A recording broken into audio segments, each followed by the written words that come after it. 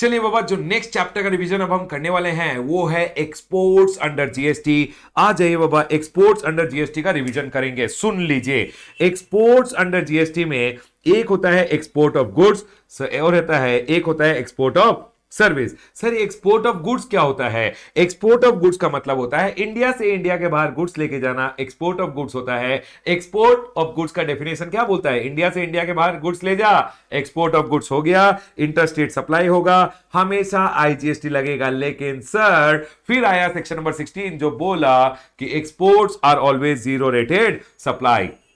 उसके बाद आता है export of service. Sir export of service का डेफिनेशन क्या होता है? बोल बेटा बोल। In location of supplier is in India, recipient is outside India, supply is in India, recipient is outside India, place of supply is outside India। आपको मिला foreign convertible currency and sir in some cases where it is permitted by RBI INR भी चलेगा।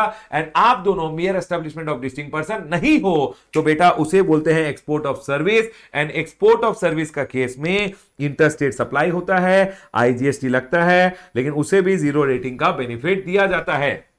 Sir zero rating के दो तरीके होते हैं। एक होता है कि सर आप एलयूटी दीजिए, आईटीसी का रिफंड ले लीजिए। एक होता है सेक्शन नंबर 16(3)(a बोलता है सप्लाई कीजिए एलयूटी और बॉन्ड में, आईजीएसटी पे मत कीजिए। और सर जो भी आपका अनयूटिलाइज आईटीसी है as per the formula section number 54(3) read with rule number 89(4) का जो फॉर्मूला होता है उस फॉर्मूला के हिसाब से रिफंड ले लीजिए। एंड सर रिफंड एप्लीकेशन जो होगा वो जीएसटी आरएफडी 01 होगा। फाइल कर रिफंड एप्लीकेशन, डॉक्यूमेंट के साथ लगा के फाइल कर दे और फॉर्मूला बेस्ड रिफंड जो आपका 89(4) का फॉर्मूला होता है उसके हिसाब से रिफंड मिलेगा और रिफंड आपको जीएसटी डिपार्टमेंट दे देगा। डन सर, ये पॉइंट क्लियर है। उसके बाद सेक्शन नंबर 15(3)(b आता है। सेक्शन नंबर 15(3)(b क्या बोलता है? ये बोलता है supply on payment of IGST. अगर आपने एक्सपोर्ट किया, आईजीएसटी पे किया, आईटीसी तो यूज कर लिया होगा, अब ये आईजीएसटी जो पे किया था इसका रिफंड क्लेम करोगे। बेटा एक बात याद रखिएगा, अगर एक्सपोर्ट ऑफ गुड्स है, आईजीएसटी पेमेंट पे है तो सर आपको रिफंड मिलता है एज पर रूल नंबर 96 जो बोलता है कि सर आप जो शिपिंग बिल एक्सपोर्ट करने के लिए फाइल करोगे वही आपका रिफंड एप्लीकेशन होगा और आपका रिफंड कस्टम डिपार्टमेंट प्रोसेस करेगा। ध्यान रखना, कस्टम डिपार्टमेंट प्रोसेस करेगा, ठीक है। उसके बाद सर अगर मैं एक्सपोर्टर ऑफ सर्विस हूं तो भी मुझे दो ऑप्शन दिए गए हैं कि एक्सपोर्टर ऑफ सर्विस या तो एलयूटी या बॉन्ड दे दे और जीएसटी पे नहीं करेगा। एलयूटी बॉन्ड दे दिया तो उसे अनयूटिलाइज आईटीसी का रिफंड मिल जाएगा। Section number 54(3) read with rule number 89(4) जो आपका रिफंड का फॉर्मूला होता है, फॉर्मूला बेस्ड आपको रिफंड दे दिया जाएगा। आरएफडी 01 लगाओ और जीएसटी आरएफडी 01 जीएसटी डिपार्टमेंट के पास आप फाइल कीजिए और जीएसटी डिपार्टमेंट बेसिकली आपका रिफंड दे देगा। सर एक्सपोर्ट ऑफ सर्विस का केस में अगेन जब एक्सपोर्ट ऑफ सर्विस है तो सर सर्विस का केस में कभी कस्टम डिपार्टमेंट इन्वॉल्व नहीं होता। चलिए इस केस में क्या होगा, आपको रिफंड ऑफ आईजीएसटी मिलेगा। Sir as per section number 54(1) जो भी आईजीएसटी पे किया था उसका रिफंड मिलेगा।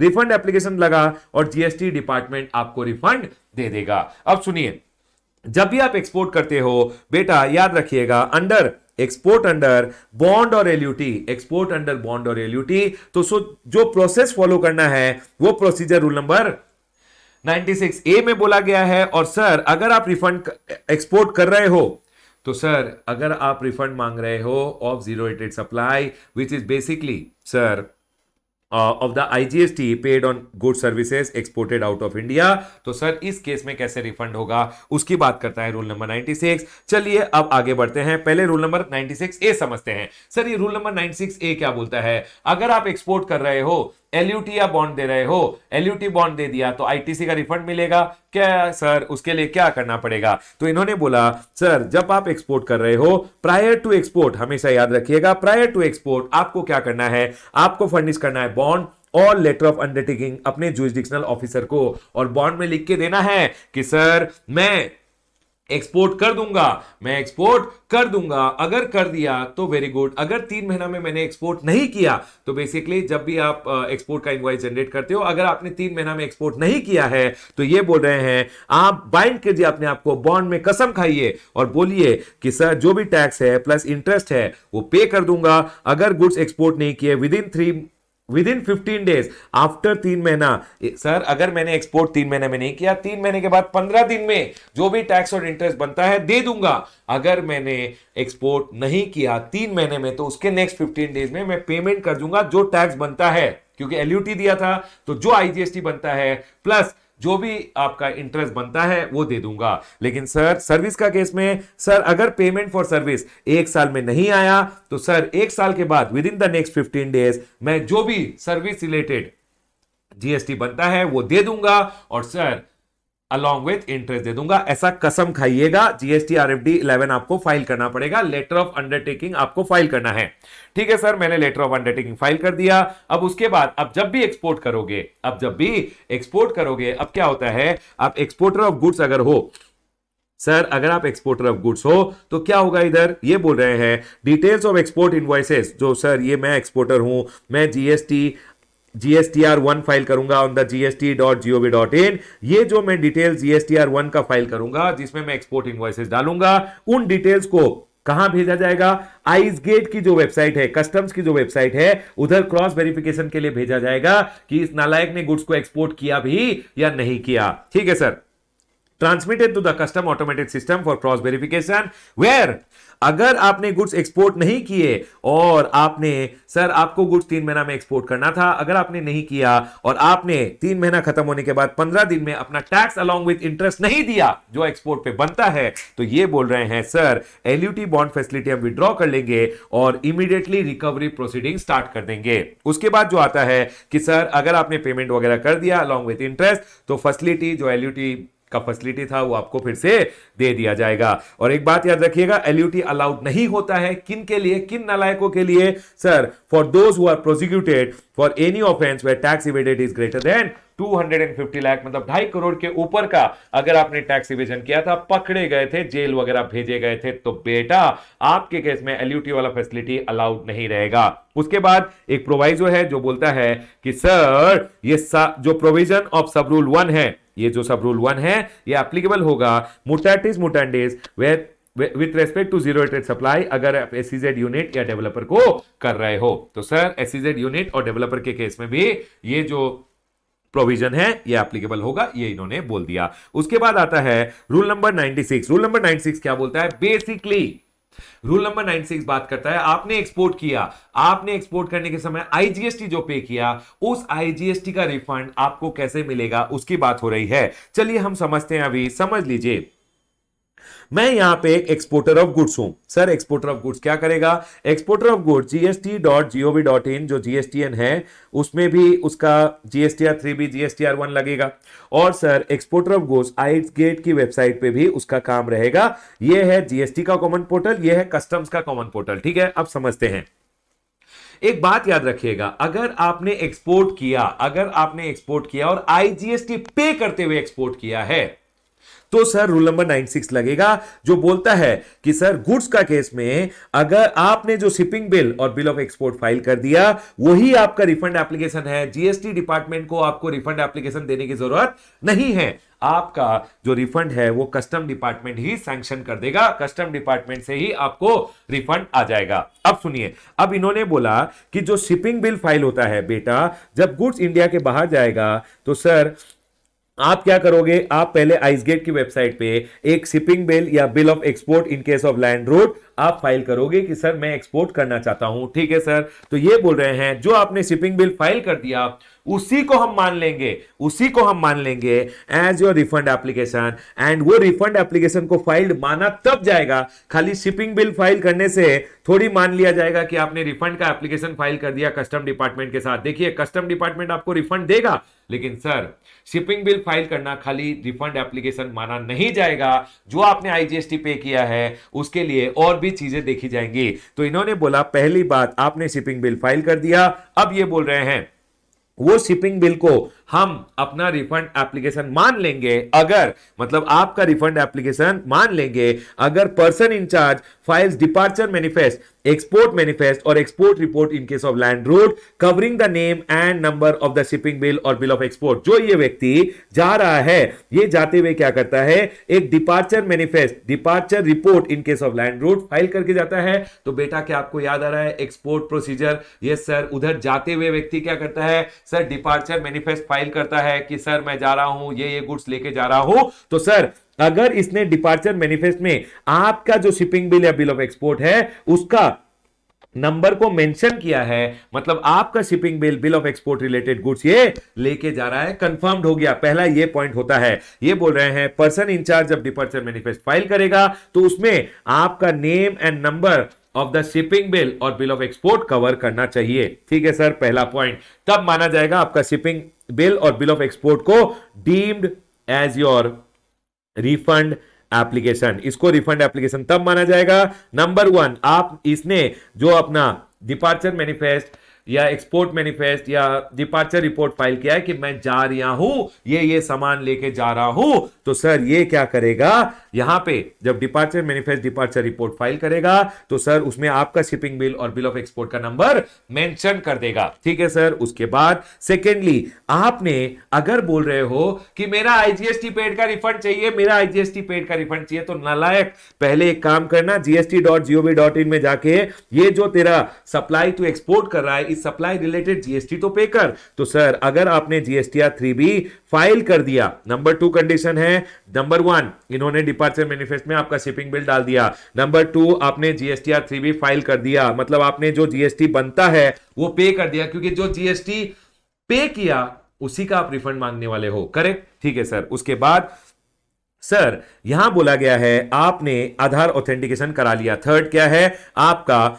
आधार ऑथेंटिकेशन हुआ है तो आपके शिपिंग बिल को ही रिफंड एप्लीकेशन मान लिया जाएगा। और जिस दिन बेसिकली ये सारे कंडीशन पूरे हो गए कि डिपार्चर मैनिफेस्ट में आपका शिपिंग बिल है सर, उसके बाद जीएसटीआर 3B में आपने टैक्स पे कर दिया, आधार ऑथेंटिकेशन हो गया है, उस दिन मान लिया जाएगा कि आपका रिफंड एप्लीकेशन फाइल्ड, और उस दिन से 60 दिन में आपके पैसे आपके बैंक अकाउंट में, यहां जो कस्टम पोर्ट पे ऑफिसर बैठा हुआ है वो आपको पैसा आपको दे दिया जाएगा। बेसिकली वो क्या करेगा, रिफंड को सैंक्शन कर देगा। Is my point 100% clear? क्या हम आगे बढ़ सकते हैं? यस सर, पॉइंट क्लियर है। अब सुनिए, उसके बाद इन्होंने बोला है कि सर समझ लीजिए कोई भी मिसमैच हो गया between the data furnished by the supplier in shipping bill with those in GSTR 1। तो बेटा एक बात बताइए, मैं क्या करूंगा, मैं इस महीने का जीएसटीआर 1 भी फाइल करूंगा और जीएसटीआर 1 में अपना एक्सपोर्ट रिलेटेड जो इनवॉइसेस है उसका भी डिटेल डालूंगा। अब एक्सपोर्ट का जो इनवॉइसेस है और ये शिपिंग बिल में जो मैंने डिटेल्स डाले हैं सर, एक्सपोर्ट का इनवॉइसेस जो मैंने यहां पे जीएसटीआर 1 में एक्सपोर्ट का इनवॉइसेस डाले हैं और शिपिंग बिल में जो डिटेल्स डाले गए हैं कि ये गुड्स एक्सपोर्ट हो रहे हैं, अगर कोई मिसमैच हो गया तो बेटा ये लिखा है यहां पे, any mismatch between the shipping bill and those details which are furnished in GSTR 1, such application for refund shall be deemed to be filed on the date when the mismatch with respect to the shipping bill is rectified by the exporter। तो sir अब और एक बात का ध्यान रखिएगा, अगर sir ये जीएसटीआर 1 का एक्सपोर्ट इनवॉइस और शिपिंग बिल में जो आपने डिटेल डाला वो अगर मिसमैच हो गया तो बेटा एक काम कर, शिपिंग बिल जो है बेसिकली उसको रेक्टिफाई कर, और एक बार रेक्टिफिकेशन होकर डिटेल्स मैच हो रहे हैं तब माना जाएगा आपका शिपिंग बिल ही रिफंड एप्लीकेशन है। और जिस दिन आपने रेक्टिफिकेशन कर दिया उस दिन से 60 दिन में आपको पैसे बैंक अकाउंट में दे दिए जाएंगे। ठीक है सर, पॉइंट क्लियर है। उसके बाद अब सुनिए, अब ये क्या बोल रहे हैं सर, आप जो एक्सपोर्ट इनवॉइसेस जीएसटीआर 1 में दिखाओगे उनको हम आइसगेट की पोर्टल पे भेज के कंफर्म कर लेंगे कि सर इन इनवॉइसेस रिलेटेड गुड्स ही एक्सपोर्ट हुए हैं या नहीं हुए हैं। ये बोल रहे हैं shall be transmitted to the custom system for cross verification. ठीक है, आपका जीएसटीआर 1 का डिटेल आइसगेट के पोर्टल में, export invoices related detail ICEGATE के पोर्टल में भेज के देखेंगे कि सर हाँ इन्हीं ये जो एक्सपोर्ट इनवॉइसेस में जो गुड्स बोल रहा है उन्हीं गुड्स का एक्चुअली एक्सपोर्ट हुआ है या नहीं हुआ है। उसके बाद upon receipt of information regarding GSTR 3B being furnished, sir upon receipt of information that GSTR 3B is furnished, मतलब मैंने जो एक बार जीएसटीआर 3B फाइल कर दिया सर, कस्टम डिपार्टमेंट में जो प्रॉपर ऑफिसर है वो मेरा रिफंड दे देगा, जो एक्सपोर्ट करने पे जो आईजीएसटी है उसका रिफंड मुझे सैंक्शन कर दिया जाएगा, क्योंकि मैंने जीएसटीआर 3B फाइल किया होगा, तो IGST पे कर दिया होगा एक्सपोर्ट पे, तो सर यहां से मुझे रिफंड दे दिया जाएगा। डन सर, पॉइंट क्लियर है। उसके बाद सुनिए, ये बोल रहा है विदहोल्डिंग ऑफ रिफंड। अब यही एक इंटरेस्टिंग पॉइंट है जो इन्होंने अमेंड किया है। चलिए फटाफट सुन लेते हैं। Sir upon receipt of request, अब समझ लीजिए मेरा जो जुरिसडिक्शनल ऑफिसर है, चलिए मैं आपको यहां मेरा जुरिसडिक्शनल ऑफिसर बनाता हूं। मेरा जुरिसडिक्शनल ऑफिसर इधर है, ठीक है। अब जो मेरा ये जुरिसडिक्शनल ऑफिसर है या जो कमिश्नर है, वो भी क्या कर सकते हैं, वो इस कस्टम ऑफिसर को बोल सकते हैं, अरे कस्टम ऑफिसर रुक जा बेटा, कस्टम ऑफिसर रुक जा बेटा, एक काम कर, तू विदहोल्ड कर ले, तू विदहोल्ड कर ले, रिफंड मत दे। अब जैसे ही सुनिए, जैसे ही मेरा जो प्रॉपर ऑफिसर है या जो कमिश्नर है वो अगर इसको बोल देता है विदहोल्ड करने के लिए, तो ये बोल रहे हैं कि sir upon request from the jurisdictional officer, basically जो भी आपका जुरिसडिक्शनल कस्टम्स जुरिसडिक्शनल ऑफिसर होगा, upon request received from your jurisdictional officer with respect to जो भी CGST, SGST, UTGST, basically under section number 54, 10 और 11, सेक्शन नंबर 54, 11 और 10 में बोला गया था प्रॉपर ऑफिसर या सर जो आपका बेसिकली कमिश्नर होता है, वो आपका जो रिफंड होता है उसको विदहोल्ड कर सकता है। यस सर, वो उसको विदहोल्ड कर सकता है। जस्ट ए सेकेंड एवरीवन, एक सेकेंड। तो सर क्या होता है यहां पे, जो आपका जुरिसडिक्शनल कमिश्नर होता है सेंट्रल टैक्स स्टेट टैक्स का, वो क्या करता है बेसिकली इस ऑफिसर को बोलता है, अरे बेटा विदहोल्ड कर ले, रिफंड मत दे, विदहोल्ड कर ले। अब सुनिए, अब एक बार जो इस कमिश्नर ने रिफंड को विदहोल्ड कर लिया, अब जो इस कमिश्नर ने, ये जो प्रॉपर ऑफिसर एट कस्टम है, इसने आपके रिफंड को नहीं दिया, विदहोल्ड कर लिया। क्यों किया? क्योंकि इसको आपका जो जुरिसडिक्शनल कमिश्नर था उसने इसे बोला कि बेटा रिफंड को विदहोल्ड कर, रिफंड को मत दे रमेश को, क्योंकि रमेश से कुछ पैसा वगैरह आना है, तो एक काम कर रिफंड को विदहोल्ड करके रख। अब अगर मेरा रिफंड यहां विदहोल्ड हो गया तो इन्होंने बोला है विदहोल्डिंग ऑफ रिफंड। अगर जुरिसडिक्शनल कमिश्नर ने बोल दिया इसको, ठीक है, या प्रॉपर ऑफिसर ने खुद डिटरमाइन किया, मतलब इस ऑफिसर को खुद पता चल गया कि मैंने कुछ वायलेशन करके एक्सपोर्ट किया है, तो उस केस में ये क्या करेगा, मेरे रिफंड को विदहोल्ड कर देगा। नंबर 1, मेरा जो जुरिसडिक्शनल कमिश्नर है उसने अगर इसे बोला तो ये विदहोल्ड करेगा। नंबर 2, इसे खुद पता चल गया कि मैंने कुछ घपला करके एक्सपोर्ट किया था, तो भी वो विदहोल्ड कर लेगा। Number 3 sir, number 3 the commissioner in the board, मतलब जो कमिश्नर होता है CBIC का कमिश्नर, और any officer authorised by the board, जिसको CBIC ने ऑथराइज किया है, on the basis of data analysis and risk parameter, is of the opinion that verification of credential of the exporter, including the availment of ITC by the exporter, is considered essential। मतलब exporter का मतलब समझ लीजिए, CBIC में जो commissioner है या sir any other officer authorised by the CBIC, उसको लगता है कि मेरा जो क्रेडेंशियल है उसको वेरीफाई करना जरूरी है बिफोर गिविंग में रिफंड। तो ये बोल रहे हैं बिफोर ग्रांटिंग ऑफ रिफंड, तो sir in order to safeguard the interest of the revenue, तो इस केस में ये क्या करेंगे, मेरे रिफंड को विदहोल्ड कर लेंगे। एग्जाम पर्पस के लिए ध्यान रखिएगा, withholding of refund, withholding of refund 3 cases में होता है। In case of export of goods, export of goods का केस में नंबर 1, मेरा जुरिसडिक्शनल कमिश्नर अगर इसे बोल देता है तो ये विदहोल्ड कर लेगा। नंबर 2, इसे ही पता चल गया कि मैंने कुछ घपला करके एक्सपोर्ट किया है तो भी विदहोल्ड कर लेगा। नंबर 3 सर, अगर कुछ रिस्क इवैल्यूएशन पैरामीटर्स के बेसिस पे मेरा सर वेरिफिकेशन इंपॉर्टेंट बोल रहे हैं ये कि sir credential of the exporter is required to be verified, तो उस केस में क्या करेंगे, रिफंड को विदहोल्ड कर दिया जाएगा। डन सर, पॉइंट क्लियर है। अब सुनिए, अब एक बार जो रिफंड को विदहोल्ड कर दिया गया तो सुनिए, आपका जो कस्टम ऑफिसर है वो तो रिफंड सैंक्शन नहीं करेगा।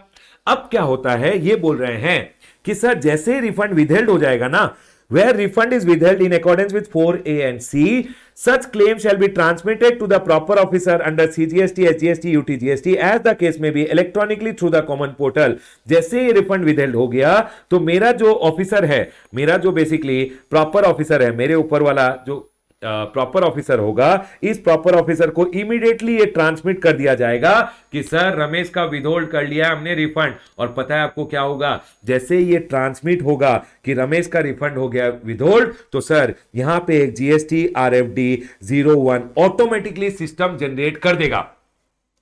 सर सिस्टम क्या करेगा, ऑटोमेटिकली एक जीएसटी आरएफडी 01 जनरेट कर देगा। यही बोला गया है sir, such claim will be transmitted कि सर हमने रिफंड को विदहेल्ड कर लिया है, ये रिफंड को विदहेल्ड कर लिया है, इसका डिटेल्स ट्रांसमिट कर दिया जाएगा मेरे प्रॉपर ऑफिसर को, क्योंकि अब मेरा प्रॉपर ऑफिसर ही मेरा रिफंड देने वाला है, तो सर इसे चाहिए जीएसटी आरएफडी 01। तो सिस्टम क्या करेगा, जैसे ये डिटेल ट्रांसमिट होगा, सिस्टम क्या करेगा, एक ऑटोमेटिकली जीएसटी आरएफडी 01 बना देगा। यही बोला गया है यहां पे कि sir such claim shall be transmitted to the proper officer as the case may be electronically in system generated RFD 01, or sir the intimation of such transmission shall be sent to the exporter electronically. इसे भी बताया जाएगा कि बेटा तेरा refund withheld हो गया है, and sir the said system generated form shall be deemed to be refund application and the deemed to be filed on the date of transmission. मतलब आरएफडी 01 मान लिया जाएगा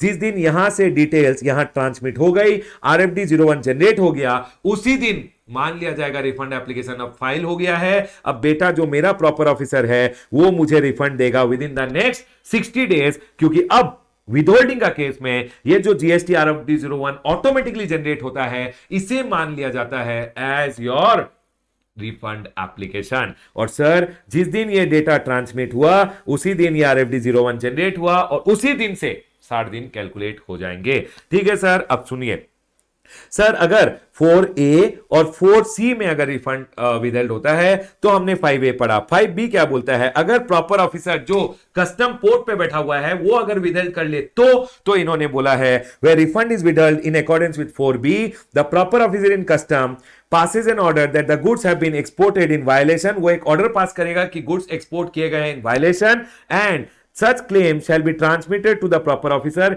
ये क्या करेगा, विदहोल्ड करेगा और बोलेगा ये जो ऑफिसर है ये विदहोल्ड कर लेगा और बोलेगा नालायक ने क्या किया है, गुड्स एक्सपोर्ट किए इन वायलेशन। और ये क्या करेगा, विदहोल्ड करने के बाद ये जो प्रॉपर ऑफिसर है इसे ये डिटेल्स भेजेगा। और सर पता है क्या होगा, जब ये इलेक्ट्रॉनिकली उसे बताएगा तब एक system generated automatically GST RFD 01 generate हो जाएगा। देखिए Such claim shall be transmitted to the proper officer as the case may be। जो आपका प्रॉपर ऑफिसर है उसको बताया जाएगा electronically through the common portal in system generated RFD 01। और सर जब वो बताया जाता है बेसिकली तो सिस्टम जनरेटेड आरएफडी 01 के थ्रू बोल दिया जाता है कि सर हमने सामने वाले व्यक्ति का रिफंड होल्ड कर लिया है। देखिए यहां पे such claim shall be transmitted to the proper officer in system electronically through the common portal in system generated RFD 01, and the intimation of such transmission shall be sent to the exporter also कि नालायक तूने violation किया है, तेरा refund हमने withhold कर लिया है, and the said system generated form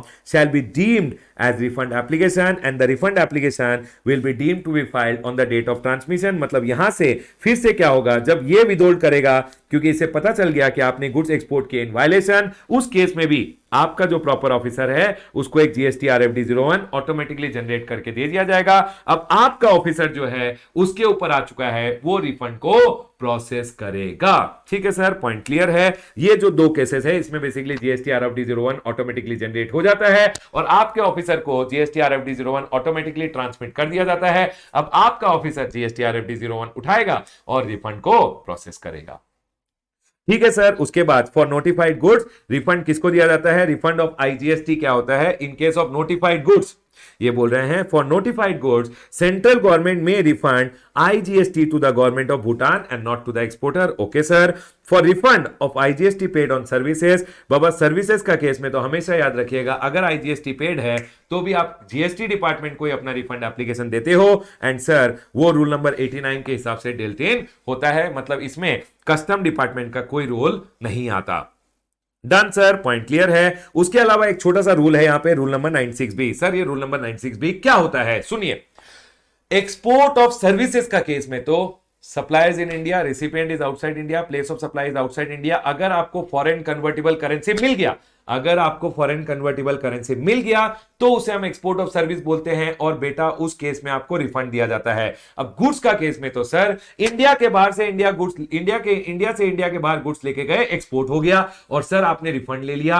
बेटा आपने गुड्स इंडिया के बाहर आप लेके गए, रिफंड ले लिया, लेकिन गुड्स जो आपने एक्सपोर्ट किए उस रिलेटेड, आपने जो गुड्स एक्सपोर्ट किए उस रिलेटेड अगर आपने फॉरेन कन्वर्टेबल करेंसी अगर within the time limit as per FEMA नहीं लाए तो सर जो आपको रिफंड दिया था वो एरोनियस रिफंड बोलते हुए गवर्नमेंट उसे रिकवर कर लेगा। बस यही बोलता है यहां पे, recovery of refund of unutilised ITC और जो आईजीएसटी पेड है on export of goods where goods और export proceeds are not realise. अगर आपने एक्सपोर्ट प्रोसीड टाइम पे रियलाइज नहीं किए, सुन लीजिए, अगर आपने एक्सपोर्ट प्रोसीड्स रियलाइज नहीं किए तो ये बोल रहे हैं गुड्स का केस में, सर्विसेज का केस में तो आपको रिफंड दिया ही नहीं जाता। गुड्स का केस में अगर आप गुड्स इंडिया के बाहर लेके गए तो भी आपको रिफंड मिल जाता है, लेकिन फॉरेन करेंसी आपको बाद में तो रियलाइज करना है as per the time limit given by FEMA, आप नहीं लाए तो इन्होंने बोला the person to whom refund made shall deposit the amount refunded to the extent of non realization of the sale proceed। जो आपने सेल प्रोसीड नहीं लाया